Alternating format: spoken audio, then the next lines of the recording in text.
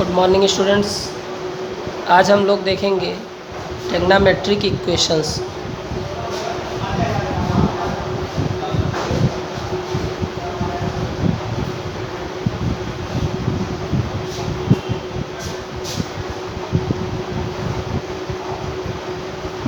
सबसे पहले समझते हैं ट्रिग्नोमेट्रिक इक्वेशंस होता क्या है। जिस तरीके से आपका अलजेब्रिक इक्वेशंस होता है उसमें वेरिएबल्स हमें फाइंड करना होता है, उसी तरीके से यहाँ पर कोई भी इक्वेशन जिसमें कोई ट्रिग्नोमेट्रिकल रेशियो गिवन हो वह इक्वेशन आपका ट्रिग्नोमेट्रिक इक्वेशन कहलाता है। For example sin x is equal to √3/2, ये आपका ट्रिग्नोमेट्रिक इक्वेशन हो गया। sin square x -1 is equal to 2। इस तरीके से कोई भी इक्वेशन लिखा होगा जिसमें साइन कास टेन ई आपका गिवन है, तो उस तरीके के जो भी इक्वेशन आपके होंगे वो आपके ट्रिग्नोमेट्रिकल इक्वेशंस कहलाते हैं। ट्रिग्नोमेट्रिकल इक्वेशन को सॉल्व करने के लिए हमें इसका सलूशन दो प्रकार का आता है। एक आपका प्रिंसिपल सलूशन होता है और एक आपका जनरल सलूशन होता है। सबसे पहले हम समझते हैं प्रिंसिपल सलूशन। अब आपका यही एक इक्वेशन है sin x is equal to √3/2। इसका प्रिंसिपल सलूशन क्या होगा? तो सबसे पहले प्रिंसिपल सलूशन का मतलब क्या होता है, इसके लिए आपको बताया गया होगा।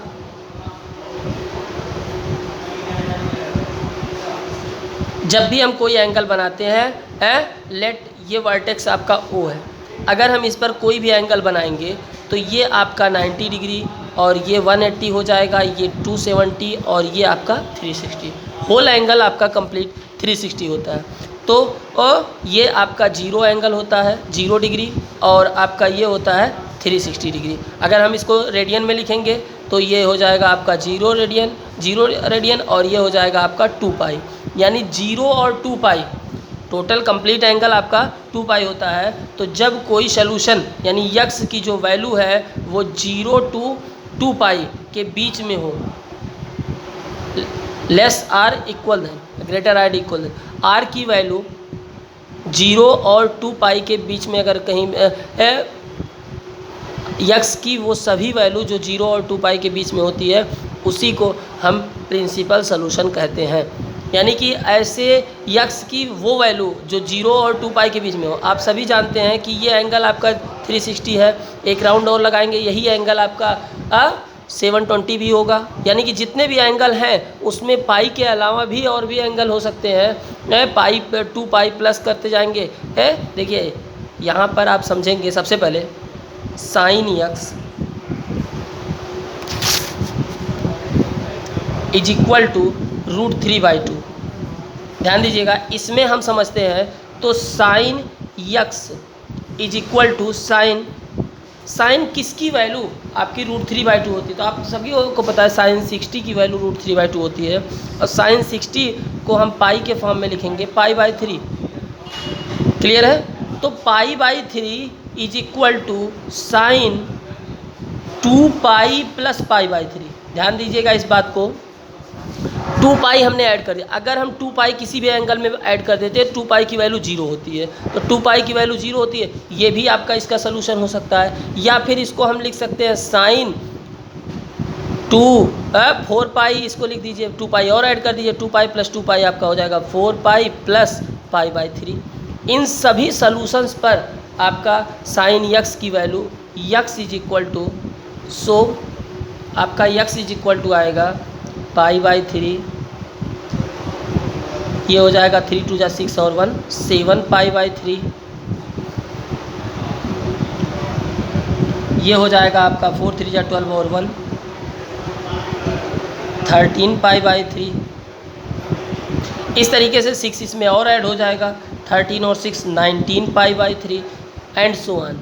ये जो वैल्यू है ये आपका जनरल फॉर्म है, यानी कि इसमें ये जो वैल्यू आ रही है साइन x की, ये आपकी वैल्यू जनरल फॉर्म में आ रही है। और साइन x आपका एक और जगह पॉजिटिव होता है, कहाँ पर होता है सबसे पहले हम ये देखते हैं। तो इसके लिए आपको फार्मूला बताया गया था किस क्वाड्रेंट में, ये जो क्वाड्रेंट होते हैं, ये फर्स्ट है, ये आपका सेकेंड है, ये आपका थर्ड है, ये आपका फोर्थ है। तो इसके लिए एक बार आपको बताया गया था, फिर से रिपीट कर दे रहे हैं, साइन कास टैन। तो साइन कास टैन तीनों इसमें पॉजिटिव होता है। सेकेंड क्वाड्रेंट अगर देखते हैं तो इसमें साइन पॉजिटिव होता है, बाकी कास टैन दोनों निगेटिव होता है। थर्ड क्वाड्रेंट देखें तो इसमें आपका साइन निगेटिव होता है, कास भी निगेटिव होता है और टैन आपका पॉजिटिव होता है। और फोर्थ क्वाड्रेंट में आपका साइन निगेटिव होता है, कास पॉजिटिव होता है और टैन भी निगेटिव होता है। इसके लिए एक जनरल फार्मूला आपको बताया गया था, ASTC, पिछले वीडियो में आपको बताया गया है। फर्स्ट क्वाड्रेंट में आल पॉजिटिव होते हैं, सेकेंड क्वाड्रेंट में साइन पॉजिटिव होता है, थर्ड क्वाड्रेंट में टैन पॉजिटिव होता है, फोर्थ क्वाड्रेंट में आपका कास पॉजिटिव, बाकी सब निगेटिव होते हैं। तो इस तरीके से आपका पॉजिटिव आपका सेकेंड क्वाड्रेंट में भी आएगा, यानी कि sine x is equal to, second quadrant में अगर ये रहेगा तो sine π/3 is equal to, second quadrant का मतलब आपका हो जाएगा पाई माइनस, तो ये आपका हो जाएगा साइन π-π/3, इसकी भी वैल्यू आपकी √3/2 ही आएगी। तो इस तरीके से हम ये दोनों वैल्यू साइन π/3 और π-π/3 ये दोनों वैल्यू आपकी प्रिंसिपल सलूशन होते हैं और बाकी आपके जनरल सलूशन होते हैं। तो जनरल सलूशन और प्रिंसिपल सलूशन से इकार्ड को लेकर के हम इसके क्वेश्चन सॉल्व करेंगे और आपको समझ में आ जाएगा। तो डायरेक्ट हम देखते हैं अब एक्सरसाइज। सबसे पहले हम लोग समझ लेते हैं जनरल सलूशन के फार्मूले क्या क्या हैं। तो यहाँ देखें, फर्स्ट है आपका if sine x is equal to sine alpha, sine x is equal to sine alpha, alpha जो है आपका कोई भी वैल्यू हो सकती है, यानी कि ये कोई भी एंगल हो सकता है, π/3 π/4, then x is equal to n pi plus -1 पर power n into alpha, where n is element of Z, Z आपका रिप्रेजेंट करता है इंटीजर्स को, ये कोई भी इंटीजर्स हो सकता है, n जो है -1 2 -2 कुछ भी हो सकता है, यानी कि टोटल जितने इंटीजर्स होते हैं आपके पॉजिटिव निगेटिव वो सभी आपके n हैं। n होने पर आपका ये जनरल फार्मूला होता है sine x is equal to sine alpha होने पर। इसी तरीके से जब cos x is equal to cos alpha आएगा तब आप फार्मूला यूज़ करेंगे x is equal to 2n pi plus minus alpha, where n is element of Z. If tan x is equal to tan alpha, x is equal to n pi plus alpha, where n is element of Z. तो ये general solution के फार्मूले हैं और principal solution आपको और self find करना है, उसका तरीका हम आपको यहाँ पर क्वेश्चंस में बता रहे हैं। तो एक्सरसाइज 3.4 हम देखते हैं। फर्स्ट क्वेश्चन है आपका tan x is equal to √3, we know that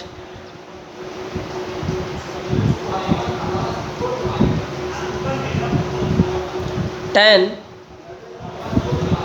π/3 is equal to √3 and tan π/3 आपका √3 होता है। अब tan किस में आपका पॉजिटिव होता है, एक बार आप रफली इसको समझ लेंगे। tan आपका AST यानी कि थर्ड क्वाड्रेंट में होता है। थर्ड क्वाड्रेंट आपका यहाँ आपका पाई होता है, ये आपका 90 मतलब π/2 होता है। तो ये पाई प्लस, ध्यान दीजिएगा, पाई प्लस अगर कोई भी एंगल लिखा जाएगा तो उसमें आपका पॉजिटिव होगा, तो इसको लिख सकते हैं एंड tan पाई प्लस π/3 ये भी आपका पॉजिटिव ही आएगा, इज इक्वल टू √3। अगर इससे आप कंपेयर करेंगे so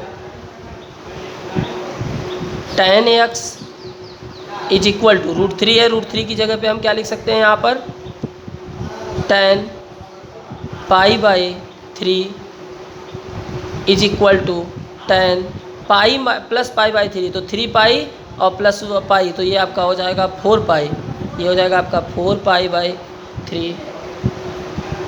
therefore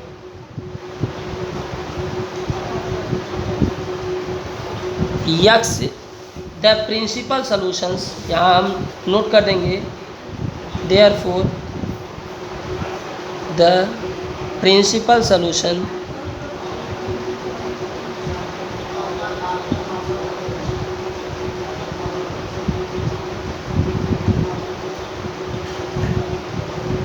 are x is equal to π/3 and 4π/3, ये दोनों आपके प्रिंसिपल सोल्यूशन हो जाएंगे। यक्स की वैल्यू π/3 और 4π/3 आपके प्रिंसिपल सोल्यूशन हो जाएंगे। अब जनरल सोल्यूशन हम कैसे फाइंड करेंगे, तो जनरल सोल्यूशन के लिए आपको बताया गया है यहाँ given tan x is equal to tan π/3, hence the general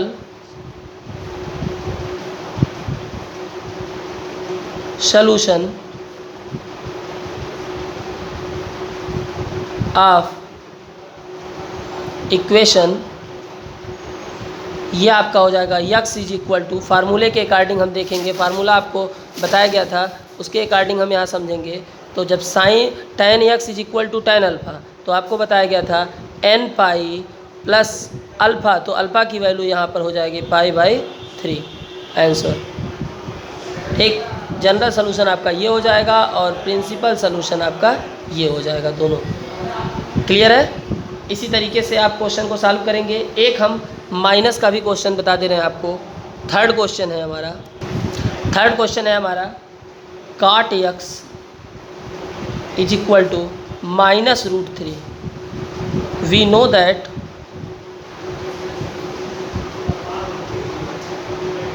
minus का तो हमें लर्न नहीं है, बट हमको याद है कि cot π/6 इज इक्वल टू √3।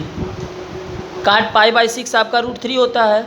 सो अब काट को भी देखिए, जहाँ पर tan माइनस होता है आपका, वहीं काट भी माइनस होता है, तो फिर वही आपका 4 क्वाड्रेंट हम बनाएंगे, first second third fourth ASTC।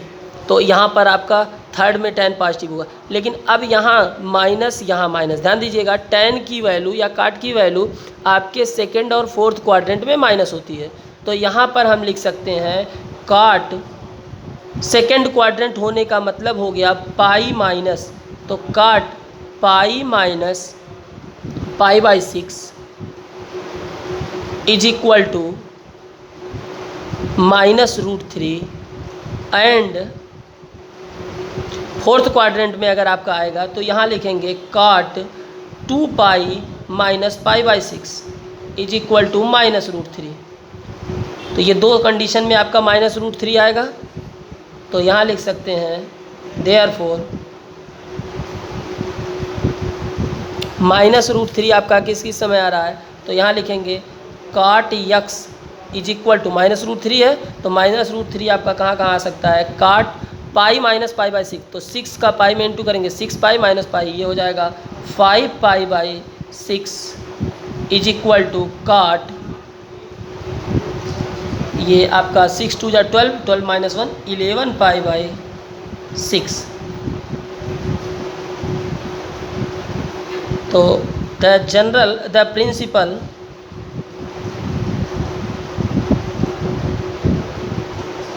solution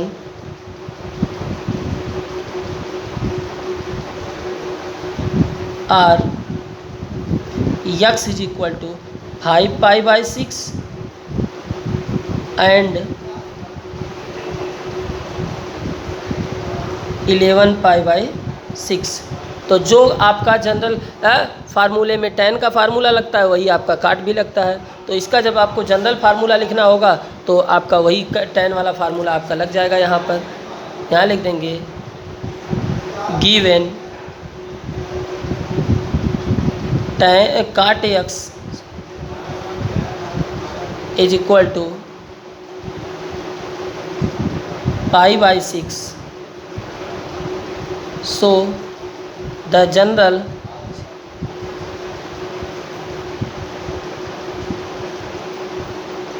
solution